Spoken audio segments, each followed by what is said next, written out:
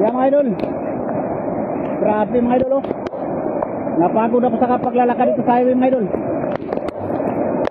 Be, sinilas siya be.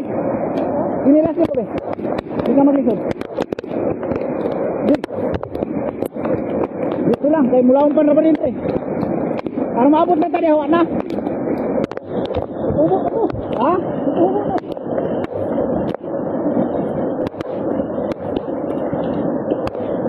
Yawin na ka? Bebe mo ni. Kami na rin. Kaya yun mga ilog. Ulit yung pagod natin. Update. Nakatuloy tayo sa ating kapwa mga idol. So kaya na tayo. Ito mga idol. Kapunta tayo ng Surigao City. So sulit mga idol. Kasi hindi ka mapapagod pagkapunta ng Surigao City. Pag nagkaan ka lang sa tubig. Pagkapunta ng Surigao City, yun ang nakapagod mga idol. Kasi grabe. Napakaagos ng tubig din. So mga idol, pauwi na tayo.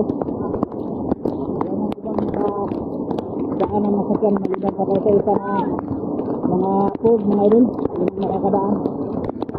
So sana mga idol ay mahanapan ito ng solusyon ng ating gobyerno.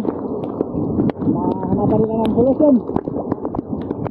Kasi matagal na itong problema dito sa Pagmamarkay. Tubal at Sanlotin mga idol na tuwing umuulan sa malakas yung ulan, bumabaka talaga yan dito, lalo na pag tagyo. Hindi ka talaga makakadaan dito. Kaya mga idol, tawin na tayo.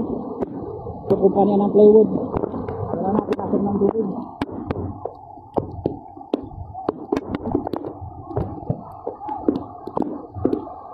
Yun lang mga idol, maraming salamat sa masulit support natin.